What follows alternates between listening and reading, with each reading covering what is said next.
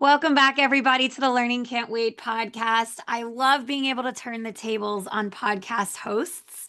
There is a very special guest joining us today. We have Alana Winnick, the Chief Technology Officer of Pacan. I said I could do it. Pacanico. You got it. You're like the first one ever. Pacanico Hills. My goodness.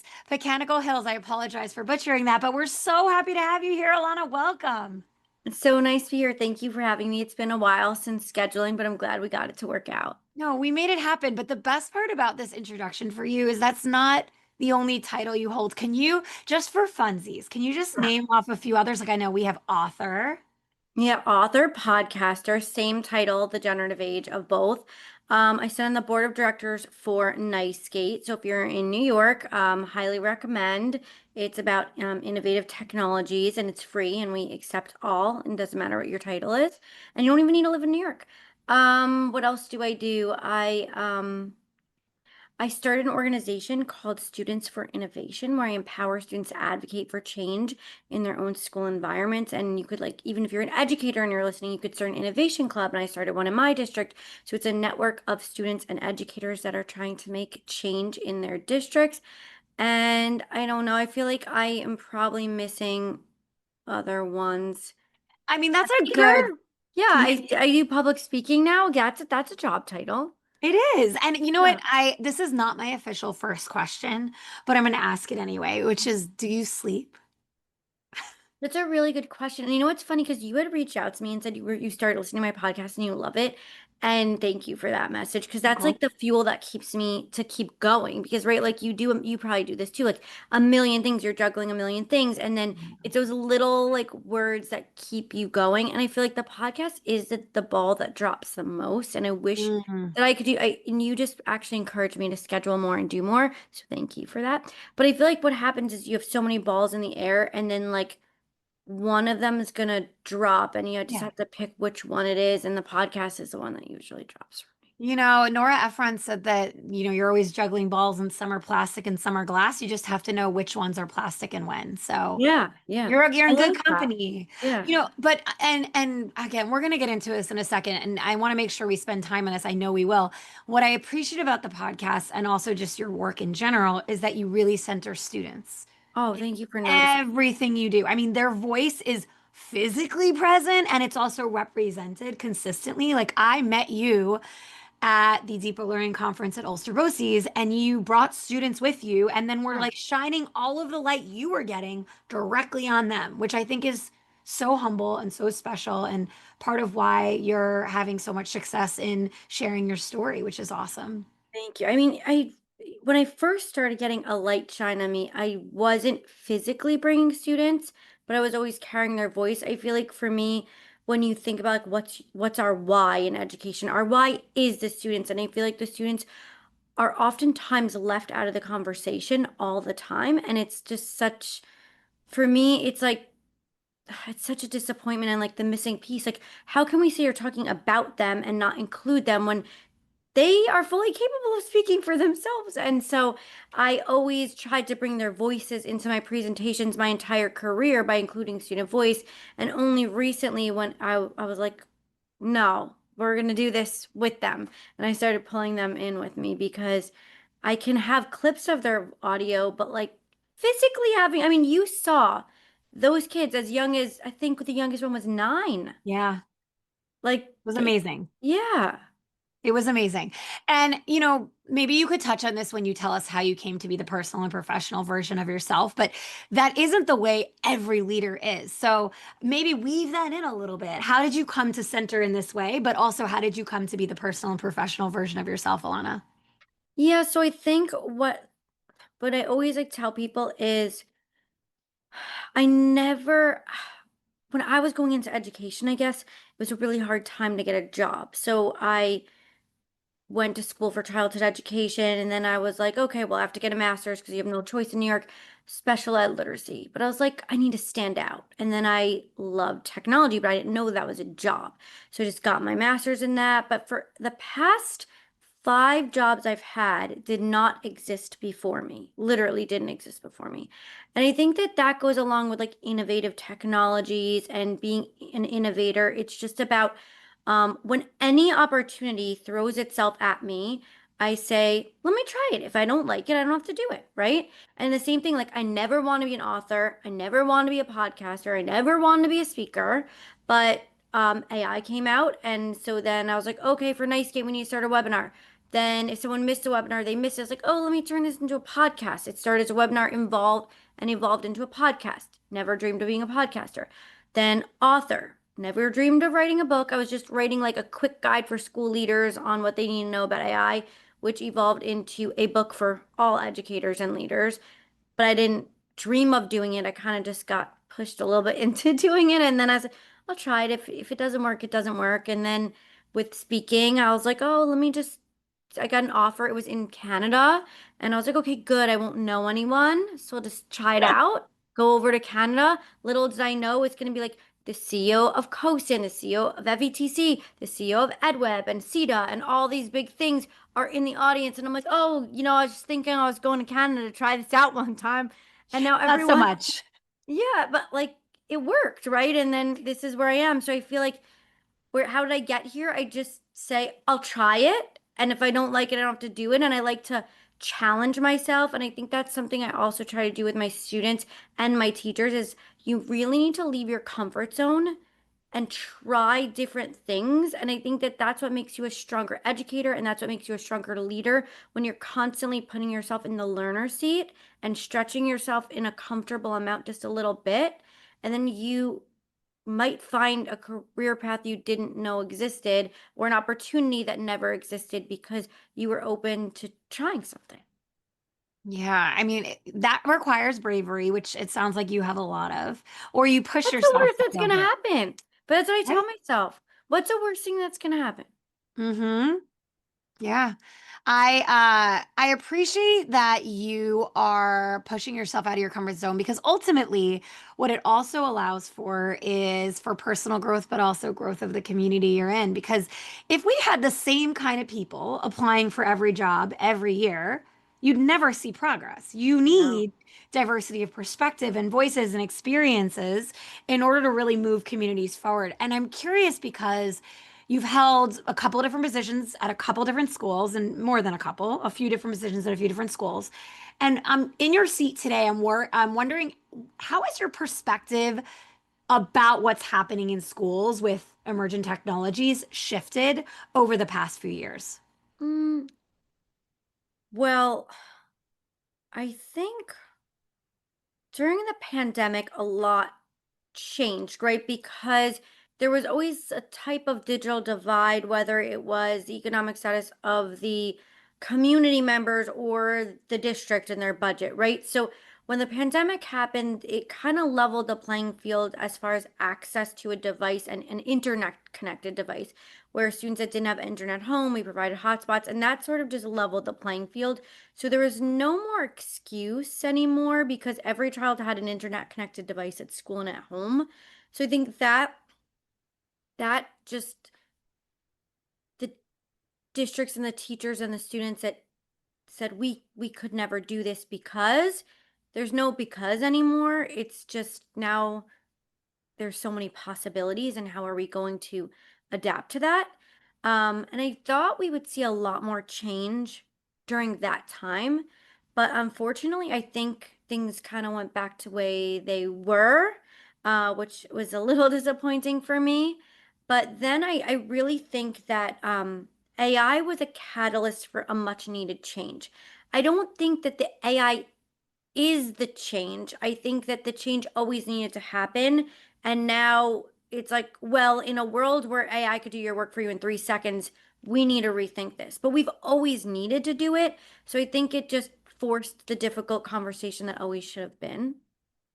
I don't know about you, but I feel really excited about Yeah. learning and operating and working with AI. Like, I feel like it renewed something in me in education, but also professionally. Yeah. Like, oh, what don't I know yet? What can I try? Like, I want to learn more right now than I did for a really long time. Well, have you done any like custom GPTs? Yeah. Okay, That's like where I live. I like got it. live in custom GPTs, Notebook, Granola, like Got a it. bunch of different tools. I'm just like living in those every day. But do you know that so many people don't do that? They don't even do that. I know. I know. They just use the regular like just chatbot. But I feel like people that are not using custom GPTs, they are phenomenal. Like I could start to build in like my own knowledge base, or like let's say I'm doing something very specific. I can upload like a student handbook, policies, like something very custom to my district, my school, something very custom to a specific role I have within my job, and I basically like talking to myself. It's really cool. Like having a thought partner Yeah. on the Yeah. topics, and the thought partner is actually you. So it's like helping to dig into information that you might have previously processed Mhm. or extrapolated on. No, this, like, you could see from my excitement, I'm so nerdy. Like, this is Good. so fun Good. for me. I You know, know. I am curious though, Alana, because you're not just doing this for yourself. You're not just doing this for like a small organization. You're doing this for an entire district. So can you talk about what are some things that are non-negotiable for you when you're rolling out new technology, whatever it may be? It doesn't have to be AI, that Yeah. help to ensure the success of adoption and implementation. I think, there are so prior to this role, just for people that don't know, I worked for New York State and I supported 48 districts. And one of them was my district. And during the pandemic, they were like, we kind of can't share you anymore. And that's how I got this job. But during that time, I think, and especially now in this new era of my career where I am supporting districts all over the country, that's not new for me. Where someone who just got into consulting, that's new. That's what I did for 8 years. So I'm Right. very good at that consulting role because I did that. I think it was more difficult when I went from that back into one district where I was grounded every day. Like when you are the consultant that comes in to make change, you have conversations, you sprinkle ideas, you come back and you check on it, but you're not the one there that's living it and breathing it and making the change. So I think being back in this role, I've learned a lot more about leadership and making change at a deeper level. And I think for me, you obviously have to get administrative buy-in. You're not going to just make change if you don't have buy-in. I think what I've learned even from my work at my district, but then I've been doing a lot of work with building leaders recently. Like I'm working with the New York State Association, School Administrators Association, and then I was at the United Principals Conference, and I've been working a lot with like that principal level because like yeah, I work with above that. I'll work with district level leaders all the time, but what I'm finding is that building level leader is the key to Mm-hmm. change because Yes. you can make all the district level decisions you want, but unless the building level leader is the one carrying it out, it's not happening. So the teachers are always going to look at their boss, who's the principal, like, do I need to do that or do I need to do it? And if the principal's not on board, it's not happening. And so I don't like to use this word in my work, but like you I'm going to rewind a little. So my superintendent and I, and he's really given me this whole framework. We have like 3 years with every new adoption. The first year is what do you need to do? Year two is what do you want to do? And year three is what do you aspire to do? Ooh. So that's like the framework we looked for everything. So 3 years ago, AI, like we told everyone we support you, we want you to use it, we encouraged it, we provided PD. Year two, this is what we want you to do. We want it, right? But year three, it's like kind of like this is the expectation. This is what it is. And I don't want to say minimum expectations, but I think you sort of need to set a minimum expectation that we expect all students to do this. And so that would be more of a year three. Mm-hmm. And you could obviously do things way quicker than that. Like I'm rolling out Parent Square officially this year. We had it last year. I encouraged it. I supported it. I had people using it. But now we're saying we expect you to communicate with all parents Parent. only in Parent Square. you are not using emails anymore. So I'm laughing because I haven't yet downloaded Parent Square because my district just adopted it and oh, my that's kids' amazing. school. So thanks for the reminder. Yeah. I have to Yeah. download it. Yeah. So we do have a window of option and choice and Right. buy-in and, PD and hand holding and all the things. So we do have Yeah. a buffer year of that always, but then we always say like, just so you know, this is coming next year. This is coming next year. You're giving them like the runway ahead of you. Yeah, yeah. And you'll have your early adopters, you'll have your people who hear from the early adopters and want to try it, but then the next year's really like the we've given you a full year with lots of support and now we're doing it. We're gonna go for it. Jumping in. Yeah. Backing up a step, you are obviously in a place where you're making before you implement the tools, you're making decisions about them. And I want to just tie back to that student choice Oh, aspect. I was gonna say we didn't talk about the student piece yet. No, it's okay. Where do the students come to play Yeah. in your decision making about what tools you're adopting at a district level? Yeah, that's a good one. And also talking about adoption. So I want to go back to the students because that's the missing. I said you have to Oh, have, yeah, let's do yeah, both. yeah. So you have to have the district vision and support, right? The principal is the key to like enforcing it because the district level people are not boots on the ground support, like enforcing it. But where I found is like the barrier for teachers, like for example, I bought VR headsets years ago. No one uses them. The Mm, teachers use like, oh, you're gonna use VR headsets. They freak out. Like they're not even tech savvy enough to check their email. They're not using VR headsets. So I'm yeah. like, okay, let's remove the barrier. What's the barrier? They're scared of using a VR headset. So the kids are actually my key to removing a lot of the barriers for entry. And so I started an innovation club, my own innovation club that's like tied to that Students for Innovation larger organization. So you could start one too. And this is some of like the keys of what I do. So one thing was the students I challenge like right like to be successful in life, these kids in a world where like AI is probably going to take all the entry level jobs, they need to be able to figure out their own path, whatever that is, whatever job might exist. It doesn't exist now, like mine, and they're gonna have to create it. So I try to just throw problems at them and help them figure it out. So just give them VR headsets. I'm like, figure it out. They figured out how to pick an experience, push it out to headsets. They realized they were named wrong, they were labeled wrong, the directions were wrong. They renamed them, relabeled them, redid the directions. They made Canva posters. They invited the teachers in and taught the teachers how to use a VR. Do we expect that the teachers are going to learn it immediately that one time and be able to do it? No. But guess what? Now you could pick, if you have an innovation club kid in your class, they will run the VR experience for you. And if you don't have one in your class, they will come to your class during their lunch or recess or during their what I need time. So the students are really helping me remove that barrier for entry for a lot of I love innovative that. technology. So like VR, that's already done. Students are owning it and running it. The 3D printers, only a select few students are running those. So if you want to do a 3D design program in your class, sure, the kids probably have learned that in somewhere along their way. You don't need to know how to use the printers because the kids run the printers. Now we're gonna bring that in with like AI, but then I have these monthly pop-up events, which like I love. So I tie them to like things that are meaningful, like Women's History Month, or for the speech teacher, what's really important to her is like National Speech Language and Communication Month. I think that's what it's called. So things that are important to certain people that don't really get time to like dedicate to it. And I tie technology initiatives to that. So let's say I notice we're paying for Book Creator and not really using it, or WeVideo and not really using it to its maximum potential.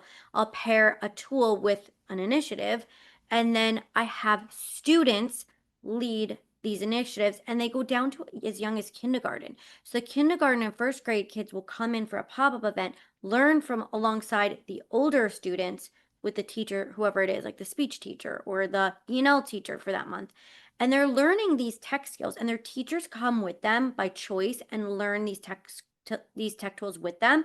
Then we find out like the next week they're using Book Creator in first grade, which we didn't even provide any PD around it. The kids, when you remove that barrier for entry and the kids know how to use it, it's just so much easier. So I've involved the kids from the bottom up from them teaching their teachers and them teaching their peers about innovative technology. But then I also have students that sit on my technology committee, and I'm launching a digital wellness committee, and I'll have students sit on that. So I think now in New York State, it's actually a mandate to have high schoolers on your board of education committee, but they're non-voting. And I love that they're doing that because that's something I've just always done was included students on my committees. I think that we don't give them enough credit. Like sometimes I think, so for example, I had to present to my board my year, like all the exciting things we did. And I'm like, why would I stand here and talk about what the students did when they're fully capable of speaking for themselves? So I invited a wide range of students as young as 7 or 8, and they talked about like what they did in class, what they do in their extracurriculars, and they're fully capable of speaking for themselves. And then, like, what I love doing is I show the most innovative things that are happening, and then the kids leave, and then I go, if you're listening at home and you're asking your own kids if they're doing these things, they might not be, but I'm just showing you what's possible. And with the right support, we can make this happen district wide. So you Yeah. basically give them a taste of the most innovative things, and then you basically ask for support. And they're not going to say no. Everyone just saw that and was like, that's amazing. I want, Yeah. Oh my gosh, why doesn't my kid do that yeah, yet? Yeah, of yeah, course. yeah, Of course. Alana, you are speaking to so many principles of great leadership here. You're talking about how you get buy-in, how you have student ownership and agency. It's funny, I'm listening to you, and my brother had fine motor coordination difficulty when he was growing up, and he's 44. So this is like, in the 90s. And he had to use a personal computer. He's like one of the first kids in New York State that had to use a personal computer. And because of that, he developed this real competency in computers and wound up running the high school's computer program. So when a computer was broken in the school building, they'd call him down and they yeah, would have him fix the computer. And yeah. it's just like the fact that you're doing that intentionally and systematically is so amazing to me because first of all, your kids probably feel so proud of themselves and Oh, yeah. so competent, Yeah. just like that they're the owners of knowledge. And They can help yeah. others gain it. And so when I first started in the ed tech space, when I worked in Mayapack like a million years ago, I had a student tech group that was similar to that. And it was more of like that IT side of things. And I think that districts are doing that. They're having Sure. student tech groups. But I think what's different about what I'm doing and what I did even in Mayapack was the focus a little bit on the ed tech side of it. So yeah, Yeah. they could do the break fix. And oh, and you know what else I do? I have students can enter help desk tickets starting in middle school. They can enter their own help desk incidents because it just bogs down the teacher time, right? But then in elementary school, there's class jobs. So 2 kids per class have a job, and I make sure that it's a responsible and that could really give, and I train them on what information we need. And they're the ones that put in the incident so it doesn't bog down the teacher's time to get the incidents fixed in the class. So yeah, so that's pretty That's cute. the best. Yeah. And so, but I think like what your brother did, that's amazing. And I think all schools should do that too. They should do that too. But I think like we forget that they're also an instructional resource. So, like, Yes. one student had a teacher in 3rd grade that was doing the most innovative integration of AI in the elementary classroom. She won Nice Gate Teacher of the Year last year. I had nothing to do with it. She just is really awesome. She was in my podcast too. Miranda. That's the episode I listened to Yeah. Yeah. that I So she's loved. great. And so then the kid goes to 4th grade the following year and he knows what's possible, right? Well, a bunch of they know what's possible. So Sure. then it's just like, and it's actually an ISTE standard. You have to be open to learning alongside students and you have to be welcoming of that, right? And you're not the knowledge bearer anymore. Like we all No. have things to share and giving students a opening that up. We all can learn from each other. What can I learn from you?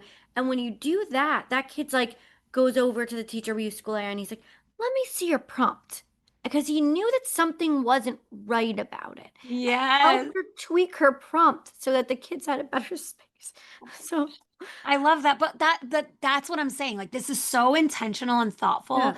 And it sounds like it's woven into the fabric of the community. And I Yeah. really love seeing that 30 years later, right? Or 40 years later almost, in how you're bringing education to life and how you're bringing technology to life. And again, intentionally building that in.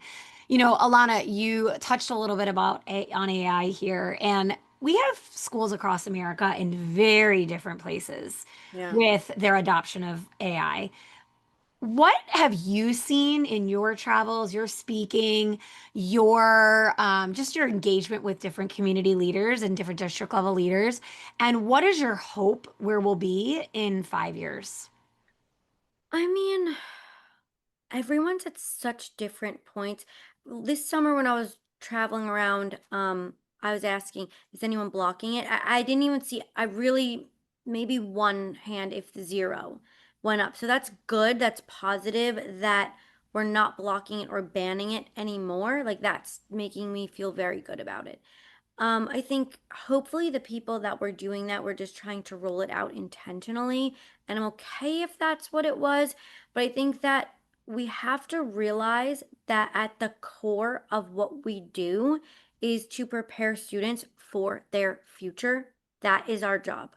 Our job, and I know that I hope people don't like take this the wrong way, but like it's not to have them get perfect scores on the standardized tests. That's not what our job is, right?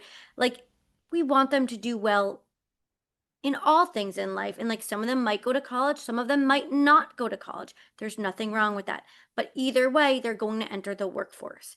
And we need to make sure that when they come back to us, hopefully they do 20 years later, and they're like, look at where I am now, right? That's what we all hope. The student that struggled, that has like, let's say all these learning differences, that had struggled with like whatever it might be, like dyslexia, dysgraphia, whatever their learning difference might have been, that we could give them all a tool that levels the playing field. So whether they were the valedictorian or whether they struggled as a reader or writer, by giving them something like AI, you are really truly leveling their playing field for when they are an adult. And that is really what we are here to do. It's for them to be successful, right? And I just think that with AI, yes, we want them to read and write. I don't ever suggest getting rid of foundational skills of math or science or any of them. I don't think we should do that. But we also should provide them with knowledge and access, because we're going to create a different type of digital divide that doesn't have to do with access or socioeconomic. It may not have anything to do with access or socioeconomic status. It just has to do with their knowledge, skills, and instruction around AI and how to use it efficiently. Because a kid that might not ever go to college, right? Now, let's say that they decide that they want to start their own landscaping company. And they've been doing landscaping their whole lives. Now they can create like marketing materials, a contract, they can create social media posts. Like they can fully run a landscaping company when they might not have ever even had the ability to write a full essay. Like genuinely, I mean that. And I think sometimes we lose sight of that child.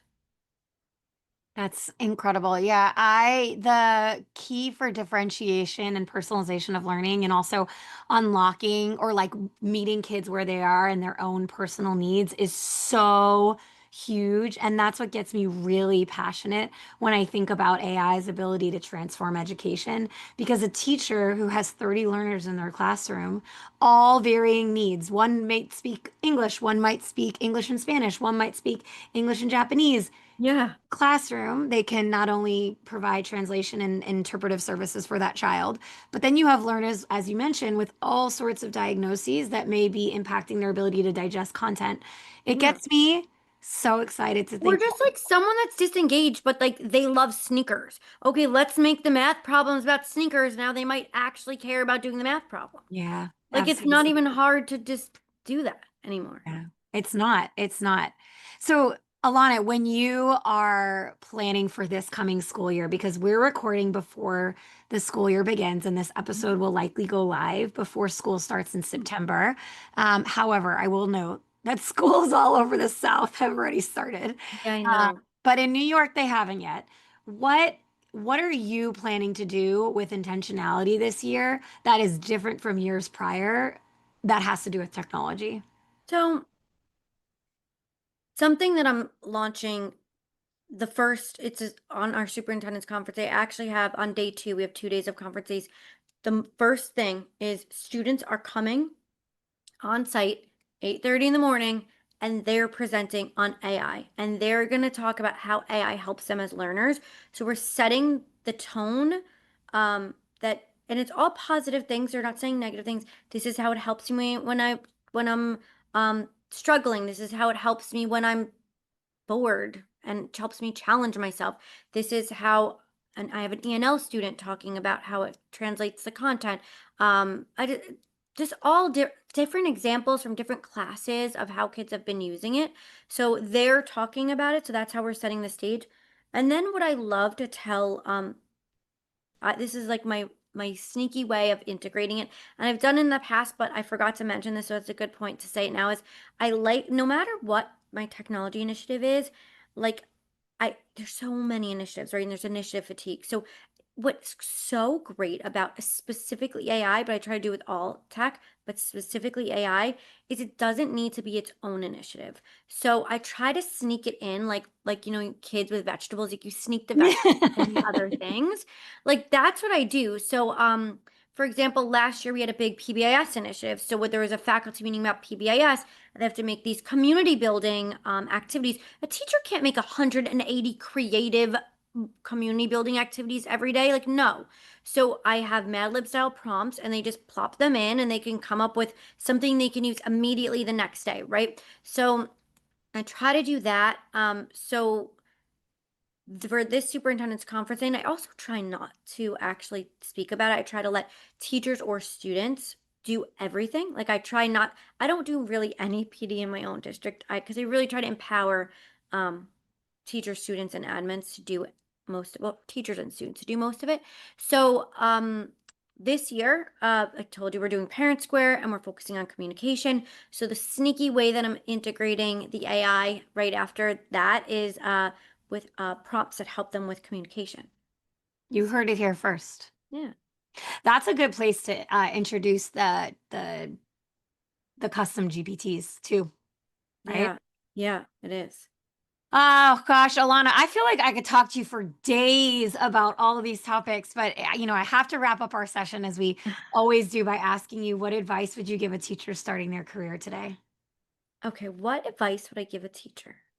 I think you never know the impact you're going to have on your students. And hopefully it's a positive one, right? And you want to be the teacher that they remember and they come back to. So that's just something you should always keep in mind. But I think the other thing is, and it's this time of year, I think, when students are finding out their teachers, and some of them are very excited, and some of them are not very excited. And I'm sure you remember that when you were a student. And my advice to you is to try to always stay and remain that teacher that every kid is so excited when they open that letter and they see their name. So make it fun, make it interesting, really like build relationships with students and get to know them and what they care about, and just be that teacher that they're excited to have. Ah, I love that because your joy can be contagious. And then the Yeah. kids will feel joy, and school will be a beautiful place where everybody is learning and moving forward and growing together, as you said. Yeah. Alana, you are such a gift. You say everything so effortlessly, and yet I know how much thought goes into every single item you mentioned in this conversation. We really are lucky in New York State to have you as a leader, and everybody's lucky to be getting your gifts now on your podcasts and around the country. Thank you so much for coming on the podcast. Thank you for having me. It's been fun. I'm sure we'll have to hang out soon. Yeah, right in New York City. Yeah. Yeah. And thank you to everybody for tuning in today.